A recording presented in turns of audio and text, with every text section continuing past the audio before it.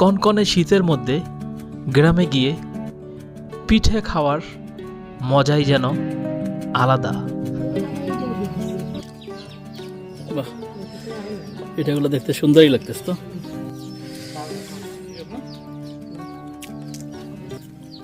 কেমন লাগতেছে? সেই স্বাদ লাগতেছে। গ্রাম বাড়ির সব পিঠা খাইতেছি।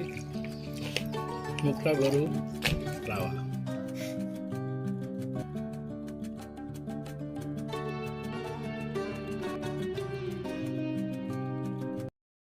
হ্যালো ভিউয়ার্স, আসসালামু আলাইকুম। আশা করছি সবাই অনেক ভালো আছেন।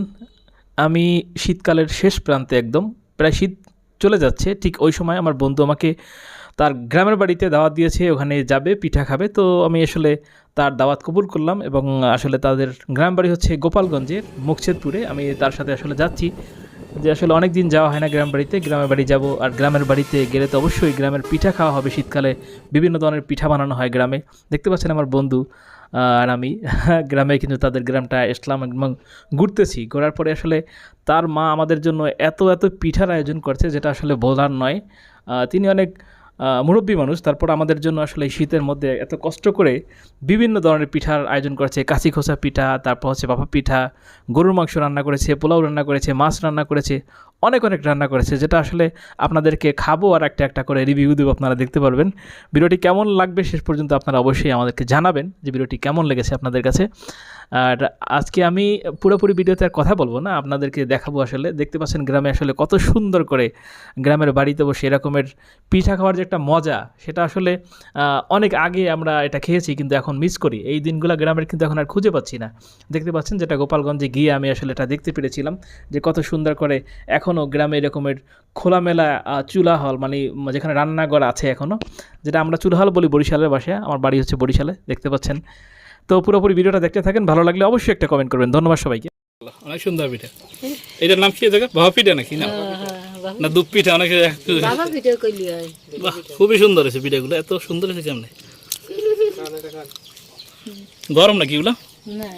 ঠান্ডা হয়ে গেছে। কালকে বানাইছেন নাকি?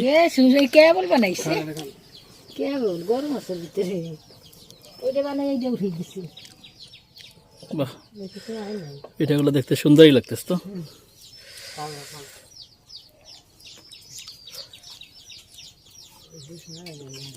অনেক মজা হয়েছে। ঠিক আছে না? কেমন লাগতেছে? সেই স্বাদ লাগতেছে। গ্রাম বাড়ির সব পিঠা খাইতেছি, তারপর এই পিঠা খাচ্ছি, খুবই ভালো লাগতেছে।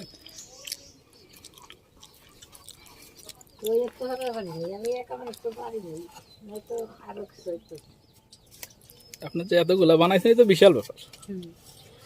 রামসি বাড়ি বুদ্ধ দাদু আস্তে আস্তে বানাও।